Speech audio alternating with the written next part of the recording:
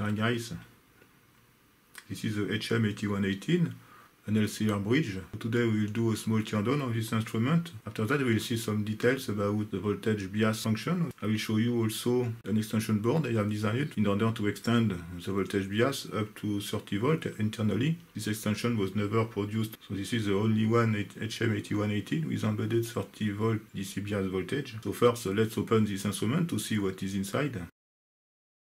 So on the rear of the instrument, you have here an interface for the communication, RS232 and a USB interface. So here you have a provision for the handler interface, and in place of the handler interface I have this particular board, which is internal 30 volt bias, which is connected actually to the external voltage bias. So in the normal instrument you don't have this board installed, but you have either nothing or a handler interface board here. And for the external bias, just apply a DC voltage here in order to have an external bias up to 40 volt. And this internal interface replaces the external bias function. And this board is automatically detected by this instrument. So when the instrument is placed in external voltage bias, you can have an internal 30 volt DC bias with a 100 millivolt tape.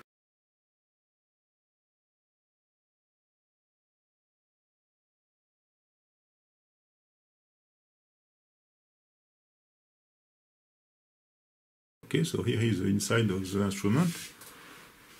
So you have only one board for the measurement circuits, and the power supply is on the rear of the instrument inside this shield. And you have here the interface board for the communication, and here the prototype of the 30 volt internal voltage bias. So the schematic diagram of this instrument is here. So it's a classic auto-balancing LCR bridge. So the device to test is here, ZX. So the diode here is connected between high drive and low drive. And the low drive terminal is a virtual ground. Okay, the input of the TIA, of the current to voltage converter. So this voltage is very close to the ground. And on the other side of this impedance, you have the high drive. So the high drive is the sine generator, which comes from this output amplifier, and the source resistor, which depends on the range. Okay, so at the input of the amplifier, you have an AD converter, which generates a sine signal with 8 bits, and you have a low-pass filter in order to get a signal with small distortion. And you have also a bias function, so you can add a DC voltage to this signal in order to have a voltage bias, the output here from 0 to 5 volt. There is also a current bias function in this instrument. I will not describe this function today. So the current of the device flows into this reference resistor, which depends on the range. Actually they are located inside this cover here. And the following this, we have a differential amplifier here. And the differential amplifier can be connected either across the reference resistor in order to sense the current flowing into the device. There is the same current flowing into the diode here, then flowing into the reference resistor. And also you can sense the voltage across the diode here. At the output of this differential amplifier, you can have an image of the current or the voltage across the diode. As the impedance is a complex value with a real part and an imaginary part, the measurement is a vectorial measurement, so in order to extract the two parts of the impedance, the current and the voltage are multiplied sequentially by reference sine and cosine signals. This is done by the phase detector here. So the phase detector here is a multiplying DAC, and the reference signals are these 8-bit signals which come from an FPGA here. And the output of the phase detector here has a DC content, which is an image of the imaginary or real part of the impedance. But only the DC part is interesting. So these signals are fed to an AD converter, which is actually a multi-slope ADC, and the integrating time is synchronized to the test signal period in order to remove the AC content of the current or the voltage. So let's take a look on the board. So in the board you have the main processor here, but there is only one processor anyway, which is this one, which is a UPSD from ST. There is an FPGA here. Inside the FPGA you have the multi-slope ADC, and you have also the sine and cosine generator, and you have also the test signal generator. Here you have the buffer for the H-curve signal. Inside the box on the top here you have the multi-slope ADC. which is here. And inside this box you have the input circuits. You have the TIA here and the differential amplifier here. So let's take a look on the DC bias function of this instrument. I will reconnect the power supply plug and we turn on this instrument. So the voltage bias function is used either for electrochemical capacitors or also to measure capacitance of junction, like a diode or varactors and something like that. So the voltage bias is only possible in a capacitance function. So let's configure this instrument in capacitance and dissipation factor here. Also, in order to activate the voltage bias, the instrument should be set with constant voltage mode, because actually the source resistance here on H curve depends on the range. It can be 25 ohms, 400 ohms, 6 kilo ohms, or 100 kilo ohms. So in order to avoid the problem of noise, the instrument should be set with 25 ohms source impedance. So for this purpose, we go to the menu and we select the last function, CST-V, which means constant voltage. So we turn on this constant voltage and you have this annunciator here which is activated. You have this K here in order to activate the voltage bias. The voltage bias is displayed here. You can make a zoom on the display. Okay, and now we can change the bias using this knob here. So for the moment it is 0 volt and you can go up to 5 volt with a 10 millivolt resolution. But you can see that there is a time constant. So this is why I wanted to do this video. I will try to reduce this time constant. This time constant is due to the RC coupling network, which is in the input buffer of the instrument. So this is an extract, a small extract of the input buffer of this instrument, the high sense and the high drive terminals, and these are these two terminals here. They are connected to this RC network in order to remove the bias voltage. But when the bias voltage is changed, so you have a DC voltage which will be changed, and this will make a transient here. And this transient, of course, will make some troubles because the AC signal is superposed to an exponential signal, and the time constant here is 1 second. You have 4 meg here and 0.2 microfarad here, so this gives a time constant of 1 second. So the capacitor is charged after something like 5 seconds. So what I would like to do is to reduce this time constant by shunting this resistor by this one actually when the voltage bias is changed. So for this I have to change also the firmware. So in the firmware, when the voltage bias is changed by setting a new value in the DAC, I will use a relay here in order to connect this point to the ground during 1 or 2 milliseconds or something like that, in order to charge quickly these capacitors here, this one and this one. So we need 2 relays, one for the high sense and one for the high drive, which are connected together.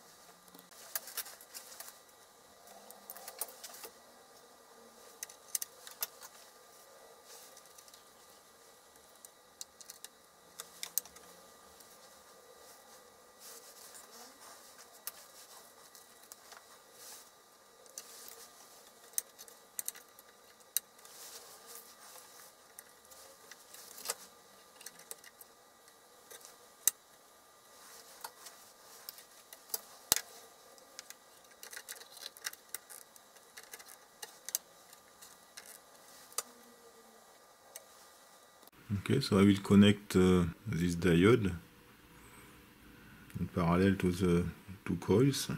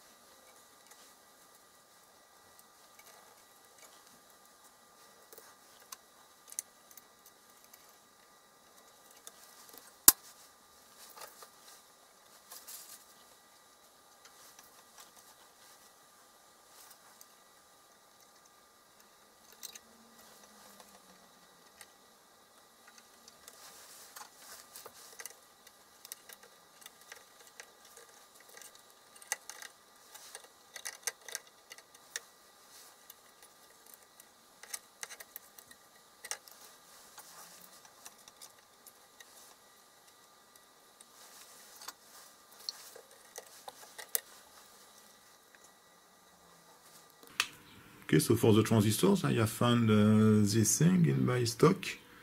This is the BSS 138. So this is the NG-FET transistors with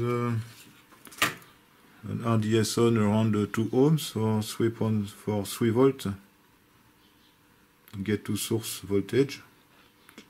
So this is perfect for this purpose. So I will solder this transistor between the pin 40 of the processor here. So this will be connected to the gate of this MOSFET. The source will be connected to the ground, which is this small ground plane here. And the drain will be connected to the relays. So first I will remove the solder mask to the ground here. I think this can be done easily.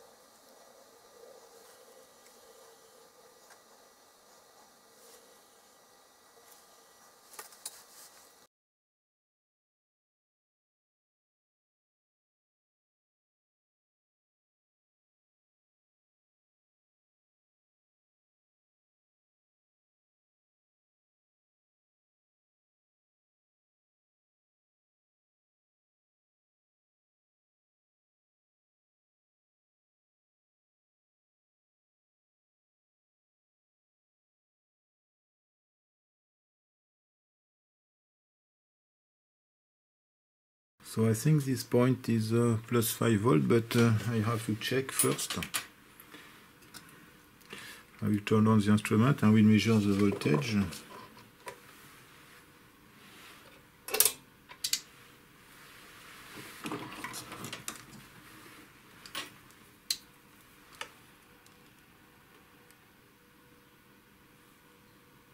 No, I have 3.3 volts. It's maybe, I think there is one with 5 volt. This one, okay. So I have to connect. Will be a bit short now, but okay. This is annoying.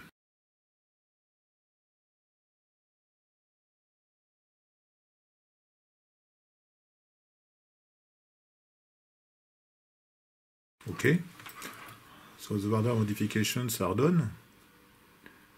So we check normally. I think that the output port should be at high level at startup. So normally the relays should be activated.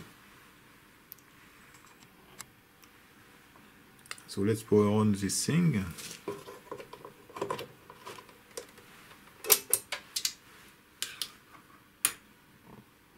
Okay, I will show you also the multimeter if I can.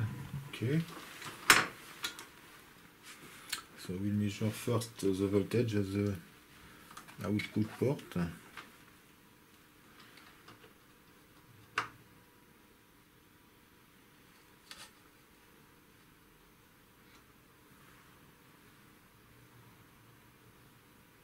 So we have 3.2 volt. Okay, so normally the relays should be activated. We test the plus 5 volt here. Okay, and here we have 90 millivolts. Okay. So we have 4.7 volt. Normally the relays should be closed. So we'll test the continuity tester here.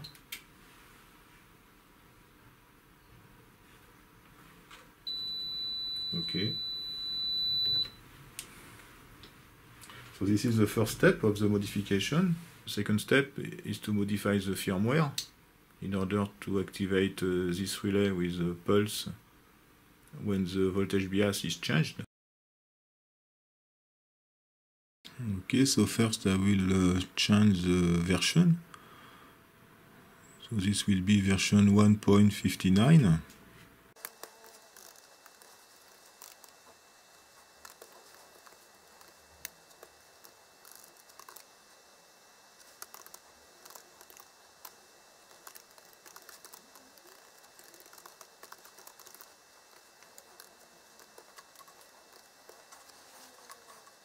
We need to change the version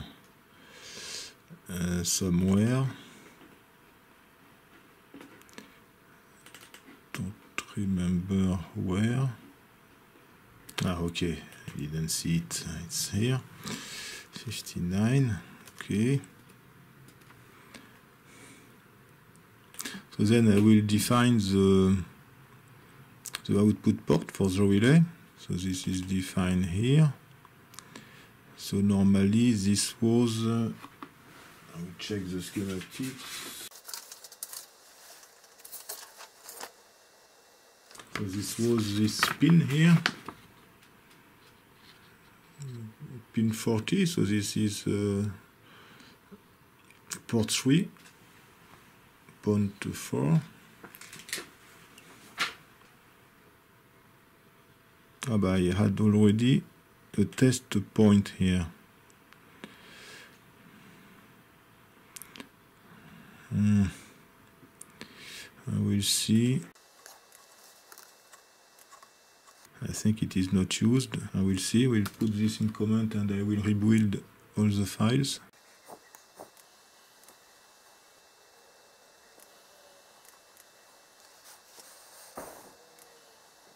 I don't understand. Yes, this is this thing.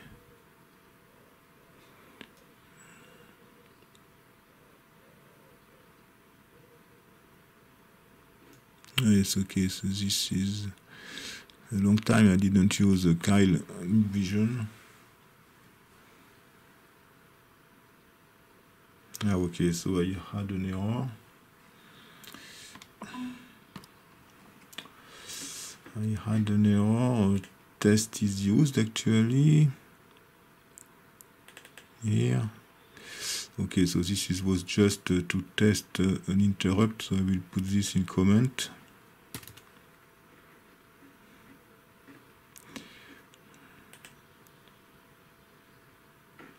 I have another one here. Okay.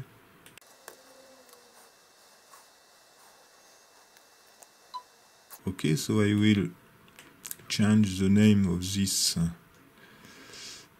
port. So I will redefine this with I will call fast charge. Okay. So at startup, I will during initialization, I will clear this bit. So I have a function which is called init or something like that.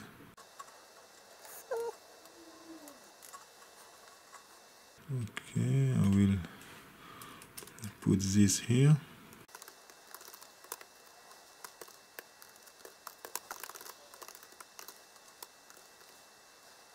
Okay. So now we'll activate this fast charge during BIAS setting. So I have a function somewhere. Okay, I have a function set voltage BIAS. So the first case is when the BIAS is activated and the special interface board I have designed for the external BIAS, for the internal BIAS 0 to 30 volt. So this when the BIAS is not activated, the BIAS is turned off, and this is the case when the BIAS is activated and we need to update this BIAS. So this is directly the DAC setting. So here I will add actually, so I will turn on the fast charge.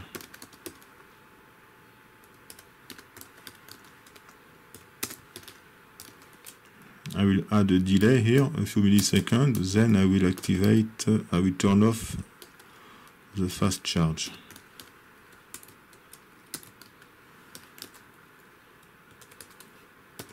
Now I just have to find a delay function. I don't remember if I have something here.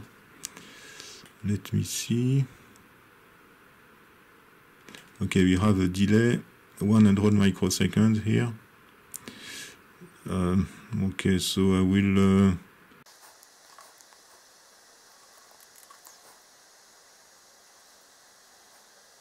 okay, I will add a new function maybe with 1 millisecond increment. I hope I will have enough code space because in this microcontroller the flash memory is not very large. There are actually 4 banks of 64 kilobytes each.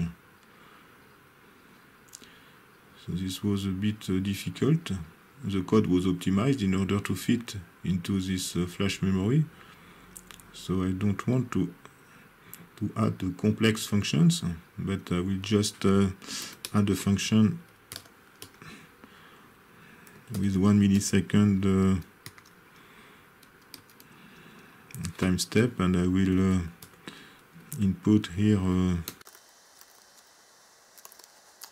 input a delay here.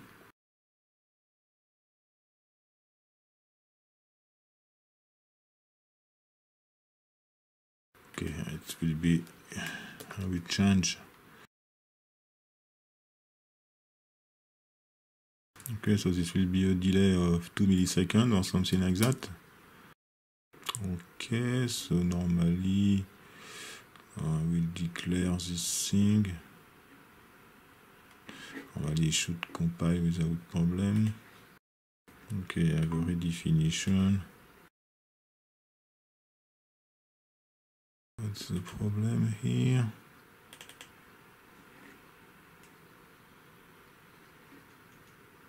Yes, I am tired this evening. Equal false.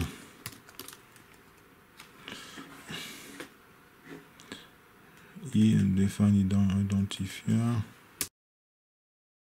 Okay, so the warnings should not be very important. So next step is to program the microcontroller with this new firmware. Doing this, I will lose all the calibration data. So I will need to adjust the instrument. This is not a problem. I have the standards for this. This thing, I think it will be done in another video. This thing should be interesting. But for the moment, I will program this instrument. We'll see the result of this fast charge capacitor.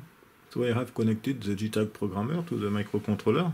This is a resonance module from ST, and I will reprogram the microcontroller.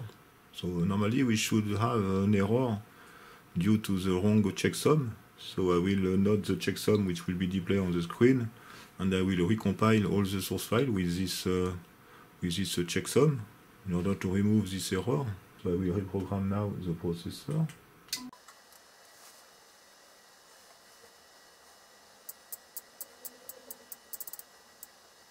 Okay, so you can see that we have an error on the checksum. I didn't have time to read the checksum. So the checksum is 5128. So I will modify the checksum in the startup, which is written in assembly language. So I will reassemble this file, and I will make a new X file.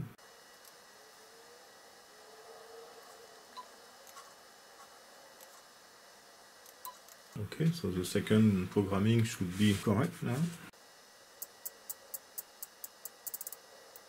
Okay, so this is nice, 1.59. Okay, so we have an error because we have lost the calibration data. Okay, so now we can see, I will remove this JTAG interface, we don't need anymore.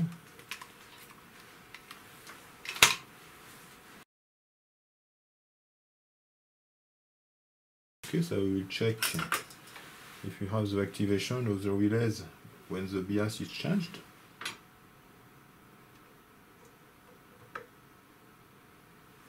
Okay, so we have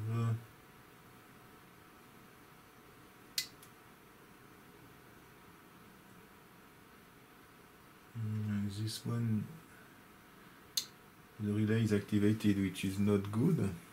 It's strange. One relay is clicking, but so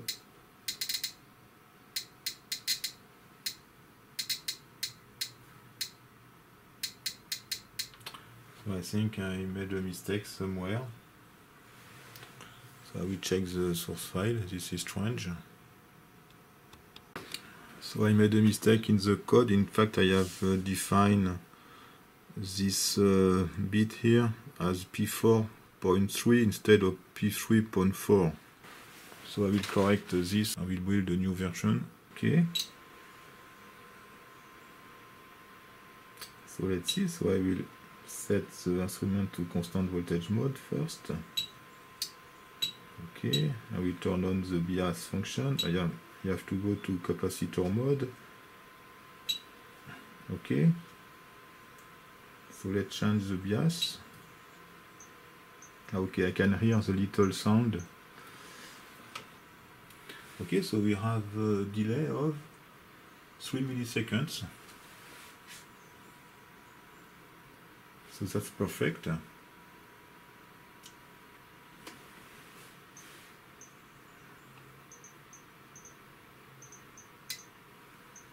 Okay, so now the BIAS should respond very quickly. So we'll test with the capacitor. We make a zoom on the display.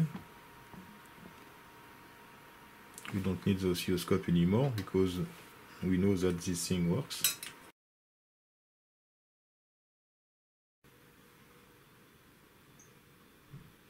Okay, so you see that we don't have the delay we had before when the modification was not present. So now you can see that this thing responds immediately.